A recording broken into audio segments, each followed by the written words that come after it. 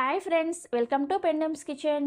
ఈరోజు వీడియోలో ఒక హెల్దీ అండ్ టేస్టీ బ్రేక్ఫాస్ట్ రెసిపీని మీకు చూపించబోతున్నాను.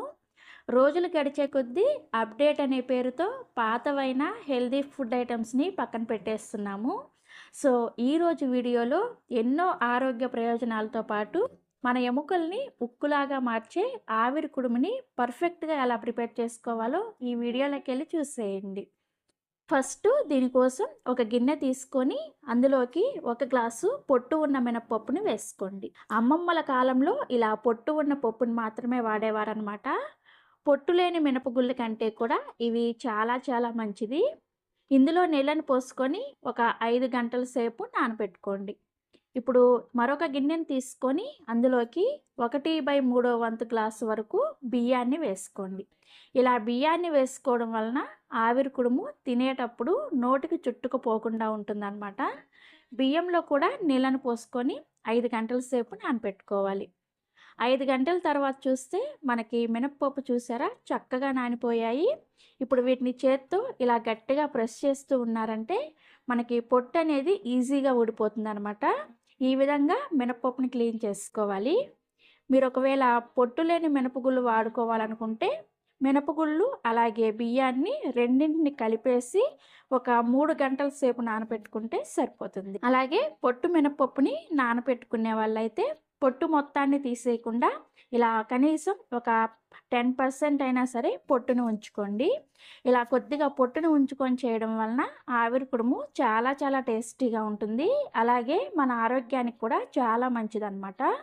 మరీ ఎక్కువగా పొట్టును ఉంచుకోవద్దు. మరీ ఎక్కువగా పొట్టును ఉంచుకున్నారంటే మనకు కొంచెం ఈ ఆవిరి కుడుము అనేది చేదొచ్చేస్తుంది అనమాట. సో అందుకని ఇలా కొద్దిగా మాత్రమే పొట్టును ఉంచుకోండి. మనం నానబెట్టుకున్న బియ్యం కూడా చూసారా చక్కగా నానిపోయాయి. వీటిని కూడా 1-2 సార్లు శుభ్రంగా కడిగేసి ఈ బియ్యాన్ని కూడా మినపప్పులో వేసుకొని ఈ రెండింటిని కూడా ఒకసారి కలుపుకోండి. ఇలా కలుపుకొని ఇప్పుడు వీటిని గ్రైండ్ చేసుకోవడానికి ఒక మిక్సీ జార్ తీసుకొని అందులోకి ఈ మినపప్పుని బియ్యాన్ని వేసుకొని ఇందులోకి మీ రుచికి సరిపడా ఉప్పుని అలాగే చాలా అంటే చాలా తక్కువగా నీళ్ళను పోసుకొని పిండిని గట్టిగా అలాగే కొద్దిగా లైట్గా బరకగా ఉండేటట్లుగా గ్రైండ్ చేసుకోండి. కొద్దిగా బరకగా గ్రైండ్ చేసుకోవడం వలన తినేటప్పుడు మనకి అచ్చం రవ్వతో చేసిన ఇడ్లీ తింటున్నట్లే చాలా చాలా టేస్టీగా ఉంటుంది.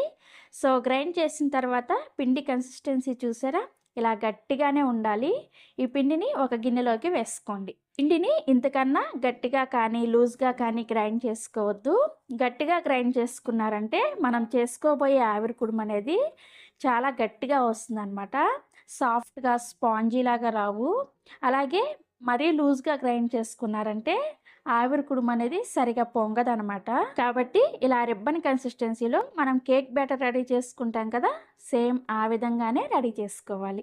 ఈ పిండిని రెడీ చేసిన తర్వాత అప్పటికప్పుడే మనం ఆవిరి కుడుములను ప్రిపేర్ చేసేసుకోవాలి. అంటే ఈ పిండిని పొలయబెట్టకూడదు అనమాట. ఇప్పుడు ఈ ఆవిరి కుడుముల్ని ఉడికించుకోవడానికి ప్రత్యేకంగా ఇలా ఒక పాత్ర ఉంటుందన్నమాట. ఈ పాత్రలో 1.5 గ్లాసుల వరకు నీళ్ళను పోసుకొని ఈ పాత్రను స్టవ్ మీద పెట్టేసి హై ఫ్లేమ్లో ఈ నీళ్ళని మరిగించుకోండి. తర్వాత ఆవిరి కుడుముల ప్లేట్ని తీసుకొని అందులోకి ఒక కాటన్ క్లాత్ని నీళ్ళతో తడిపేసి ఆ నీళ్ళన్నీ కూడా గట్టిగా పిండేసి ఈ ప్లేట్ మీద ఈ విధంగా ప్లేస్ చేసుకోండి. ఇలా ప్లేట్ మీద కాటన్ క్లాత్ వేసుకున్న తర్వాత మనం ప్రిపేర్ చేసుకున్న పిండిని ఇలా మనం నార్మల్గా ఇడ్లీ ఎలా అయితే పెట్టుకుంటామో ఆ విధంగా ఇలోకి మనం ప్రిపేర్ చేసిన పిండిని పెట్టుకోండి. మీ దగ్గర ఇలా ఆవిరి కుడుము పాత్ర లేకపోతే నార్మల్గా మీరు ఇడ్లీ వండుకునే ఇడ్లీ పాత్రలో ప్లేట్లు ఉంటాయి కదా, అలా ఆ విధంగా ఇడ్లీ లాగా కూడా మనం వీటిని ప్రిపేర్ చేసుకోవచ్చు. ఇలా పిండిని పెట్టుకున్న తర్వాత ఈ క్లాత్ని పిండి పైన ఈ విధంగా కవర్ చేసుకోవాలి. ఇదే విధంగా రెండో ప్లేట్లో కూడా పెట్టేసుకొని మనం ఆల్రెడీ నీళ్ళని మరిగించుకుంటున్నాం కదా, ఆ నీళ్ళలో ఈ ప్లేట్లను పెట్టేసుకోండి. పెట్టుకొని మూత పెట్టేసి మీడియం ఫ్లేమ్లో ఒక 10 నుంచి 15 నిమిషాల పాటు ఉడికించుకోవాలి. సో ఒక 10 నిమిషాల తర్వాత మూత తీసి మీకు చూపిస్తున్నాను చూసారా. మీ చేతిని ఒకసారి నీళ్ళతో తడి చేసుకొని ఒకసారి వేలుతో ఇలా ప్రెస్ చేసి చూసారంటే మీ వేలికి ఏమీ అంటుకోలేదు అంటే మనకి ఆవిరి కుడుము చక్కగా ఉడికిపోయినట్లే. ఇప్పుడు స్టవ్ ఆఫ్ చేసేసి ఈ పాత్రను పక్కన పెట్టేసి ఒక 2 నిమిషాల పాటు అలా వదిలేసేయండి. 2 నిమిషాల తర్వాత మూత తీసేసి ఇలా ఈ ఆవిరి కుడుముల ప్లేట్ని పక్కన పెట్టుకొని ప్లేట్‌ని ఇంకొక ప్లేట్‌లోకి ఇలా రివర్స్‌లో వేసేసుకోండి. ఇలా రివర్స్‌లో వేసేసుకుంటే మనకి ఈజీగా ఈ ఆవిరి కుడుము క్లాత్‌తో సహా ఈ విధంగా వచ్చేస్తుందనమాట. ఇప్పుడు ఈ క్లాత్ మీద కొద్దిగా నీళ్ళని చిలకరించుకోండి. ఇలా నీళ్ళని చిలకరించుకొని మనం ఆవిరి కుడుముని తీసామంటే ఇది చక్కగా ఊడొచ్చేస్తుందనమాట. చూసారా క్లాత్‌కి ఏమీ అంటుకోకుండా ఈజీగా వచ్చేస్తుంది. ఇదే విధంగా రెండో ప్లేట్‌లో ఉన్న ఆవిరి కుడుమును కూడా నీళ్ళని చిలకరించుకొని ఈ విధంగా తీసేసుకోవాలి. ఇలా ఆవిరి కుడుములు తీసుకున్న తర్వాత దీనిపైన కొద్దిగా ఈ విధంగా నెయ్యిని రాసుకొని ధనియాల కారంతో కానీ లేదంటే ఉల్లి వెల్లుల్లి చట్నీతో కానీ సర్వ్ చేసుకున్నారంటే అమృతంలాగా ఉంటుంది. ఈ పచ్చడిని ప్రిపేర్ చేసుకోవడానికి ముందుగా ఒక చిన్న గిన్నెని తీసుకొని అందులోకి ఒక చిన్న నిమ్మకాయ సైజ్ అంతా చింతపండును వేసుకోండి. వేసుకొని ఈ చింతపండులో నీళ్లు పోసుకొని ఒకసారి శుభ్రంగా కడిగేసి ఈ నీళ్ళని తీసేసి ఇందులోకి వేడి వేడి నీళ్ళని ఒక పావు కప్పు వరకు వేసుకోండి. ఇలా వేడి వేడి నీళ్ళు వేయడం వలన మనకి చింతపండు తొందరగా నానిపోతుంది అనమాట. తర్వాత స్టవ్ ఆన్ చేసి కడాయి పెట్టుకొని ఇందులోకి ఓ 2 టీ స్పూన్ల దాకా నూనెను వేసుకున్నాను. ఈ నూనె కాస్త వేడైన తర్వాత ఒక 3 టీ స్పూన్ల వరకు మినపగుళ్ళు వేసుకోండి. అలాగే 3 టీ స్పూన్ల వరకు పచ్చిశనగపప్పుని అండ్ అలానే 3 టీ స్పూన్ల వరకు ధనియాలను వేసుకోండి. ఇలా మినపగుళ్ళు పచ్చిశనగపప్పు అండ్ ధనియాలు 3 కూడా సమానంగా 3 టీ స్పూన్ల వరకు వేసుకోవాలి. ఇలా వేసుకున్న తర్వాత వీటిని ఒకసారి కలుపుకొని ఇవి కొద్దిగా లైట్గా వేగేటప్పుడు ఇందులోకి 1 టీ స్పూన్ వరకు జీలకర్రని కూడా వేసుకోండి. ఇలా జీలకర్రని కూడా వేసుకొని ఇవన్నీ కూడా ఆయిల్లో కాస్త ఫ్రై అయ్యేంత వరకు ఫ్రై చేసుకోండి. కాస్త కలర్ చేంజ్ అయ్యి క్రిస్పీగా ఫ్రై అయ్యేంత వరకు ఫ్రై చేసుకున్నారంటే సరిపోతుంది. ఇలా ధనియాలు ఇంకా పప్పులు జీలకర్ర ఫ్రై అయిపోయిన తర్వాత ఈ కలర్లోకి వచ్చేస్తాయన్నమాట. ఇప్పుడు ఇందులోకి ఒక పావు టీ స్పూన్ దాకా మెంతులు కూడా వేసుకోండి. ఈ మెంతులు ముందే వేసుకున్నారంటే మాడిపోయినట్లుగా అయిపోతాయి. సో ఇలా తర్వాత వేసుకోండి. మెంతులు కూడా ఫ్రై అయిన తర్వాత ముందుగానే నేను ఒక 2 వెల్లుల్లిపాయల్ని రెబ్బలు వలిసేసి ఇలా పొట్టు తీసుకొని పెట్టుకున్నాను. ఈ వెల్లుల్లి రెబ్బలన్నింటినీ కూడా ఇందులోకి వేసుకోండి. వేసుకొని వీటిని కూడా ఫ్రై చేసుకోవాలి. ఈ వెల్లుల్లి రెబ్బల్ని లో ఫ్లేమ్లోనే ఫ్రై చేసుకోండి. ఇలా వెల్లుల్లి రెబ్బలు కూడా ఫ్రై అయిన తర్వాత ఇందులోకి ఒక 8 నుంచి 9 వరకు ఎండుమిర్చిని ఇలా సగానికి తుంచుకొని వేసుకోండి. ఎండుమిర్చిని డైరెక్ట్గా అలా వేసేసారంటే మనకి లోపల ఉన్న గింజలు సరిగా వేగవన్నమాట. అందుకోసం ఇలా ఒక్కో ఎండుమిర్చిని 2-3 ముక్కలుగా తుంచుకొని వేసుకోండి. అప్పుడు మనకి ఎండుమిర్చి లోపల గింజలు కూడా వేగి మనం చేసుకోబోయే పచ్చడి అనేది చాలా చాలా టేస్టీగా ఉంటుంది. సో ఎండుమిర్చిని కూడా వేసుకొని వీటిని కూడా కొద్దిగా ఫ్రై చేసుకోవాలి.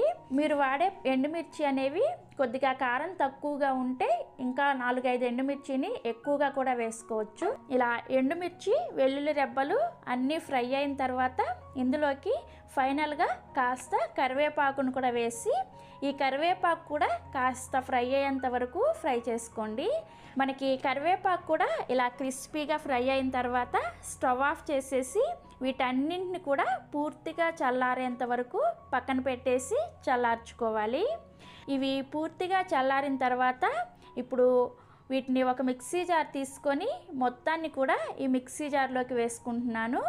ఇందులోనే రుచికి సరిపడా ఉప్పును కూడా వేసుకొని ఫైన్గా గ్రైండ్ చేసుకోవాలి. మీకు వీలైనంత మెత్తగా గ్రైండ్ చేసుకోండి. చూసారు కదా, ఇలా కొద్దిగా మెత్తగా గ్రైండ్ చేసుకున్న తర్వాత ఇప్పుడు ఇందులోకి మనం ముందుగా నానబెట్టిన చింతపండు ఈ పాటికి నానిపోయి ఉంటుందన్నమాట. ఆ చింతపండును కూడా మనం నానబెట్టుకున్న నీళ్ళతో సహా ఇందులోకి వేసేసుకోండి. వేసుకొని ఇప్పుడు ఒకసారి స్పూన్తో కలుపుకోండి. కలుపుకున్న తర్వాత మళ్ళీ మూత పెట్టేసి దీన్ని బాగా మెత్తగా పేస్ట్ లాగా గ్రైండ్ చేసుకోవాలి. చూసారు కదా, ఇలా గ్రైండ్ చేసుకున్న పేస్ట్ని పక్కన పెట్టుకోండి. నెక్స్ట్ స్టవ్ ఆన్ చేసి కడాయి పెట్టుకొని ఇందులోకి ఒక 2 స్పూన్ల దాకా ఆయిల్ వేసుకున్నాను. ఈ పచ్చడికి కొద్దిగా ఆయిల్ ఎక్కువగా ఉంటేనే ఒక వారం నుంచి 10 రోజుల పాటు నిల్వ ఉంటుందన్నమాట. నూనె కాస్త వేడయ్యాక ఇందులోకి 1/2 టీ స్పూన్ చొప్పున ఆవాలు, మినప్పప్పు, పచ్చిశనగపప్పు అలాగే జీలకర్రని వేసుకోండి. తర్వాత ఒక ఎండుమిర్చిని ఇలా సగానికి కట్ చేసుకొని వేసుకోండి. ఈ పోపు దినుసులన్నీ కూడా లో ఫ్లేమ్లో చక్కగా ఫ్రై చేసుకోవాలి. ఆ పప్పులన్నీ కాస్త ఫ్రై అయ్యాక ఇందులోకి కొద్దిగా కరివేపాకును కూడా వేసుకొని ఫ్రై చేసుకోండి. ఇలా కరివేపాకు కూడా ఫ్రై అయ్యాక ఒక మీడియం సైజ్ ఉల్లిపాయని ఇలా చిన్న ముక్కలుగా కట్ చేసుకొని వేసుకొని ఈ ఉల్లిపాయ ముక్కల్ని లో టు మీడియం ఫ్లేమ్లో కాస్త ఫ్రై అయ్యేంత వరకు కలుపుకుంటూ ఫ్రై చేసుకోవాలి. ఇలా ఉల్లిపాయ ముక్కలు కాస్త కలర్ చేంజ్ అయ్యేంత వరకు ఫ్రై చేసుకుంటే సరిపోతుంది. చూసారు కదా, ఇలా ఉల్లిపాయ ముక్కలు కాస్త కలర్ చేంజ్ అయ్యి బ్రౌన్ కలర్లోకి వచ్చేంత వరకు ఫ్రై చేసుకోండి. ఇలా బ్రౌన్ కలర్లోకి వచ్చేటప్పుడు ఇందులోకి మనం ముందుగా గ్రైండ్ చేసుకున్న పచ్చడిని వేసుకోండి. ఇలా గ్రైండ్ చేసిన పచ్చడి మొత్తాన్ని కూడా ఈ పోపులో వేసుకొని ఒకసారి కలుపుకొని ఇందులోకి ఒక పావు టీ స్పూన్ దాకా పసుపును కూడా వేసుకోండి. స్టవ్ని సిమ్లో పెట్టుకొని ఈ పచ్చడిని 1 నిమిషం పాటు ఇలా కలుపుకోండి. పచ్చడిని పోపులో వేసుకున్న తర్వాత మరీ గట్టిగా ఉంటే కొద్దిగా వేడి నీళ్ళని వేసుకొని కూడా కలుపుకోవచ్చు. ఇలా 1 నిమిషం పాటు కలుపుకొని స్టవ్ ఆఫ్ చేసేసి ఇది పూర్తిగా చల్లారిన తర్వాత గ్లాస్ జార్లో కానీ లేదంటే ఏదైనా ఒక ఎయిర్ టైట్ డబ్బాలో కానీ పెట్టుకున్నారంటే వారం రోజులైనా సరే ఈ పచ్చడి అనేది అస్సలు పాడైపోదు. ఫ్రిడ్జ్లో పెట్టాల్సిన అవసరం కూడా ఏమీ లేదు, బయటే చక్కగా వారం రోజుల పాటు ఉంటుంది. నేను ఇక్కడ ఒక ముక్కను తుంచి చూపిస్తున్నాను, చూసారా?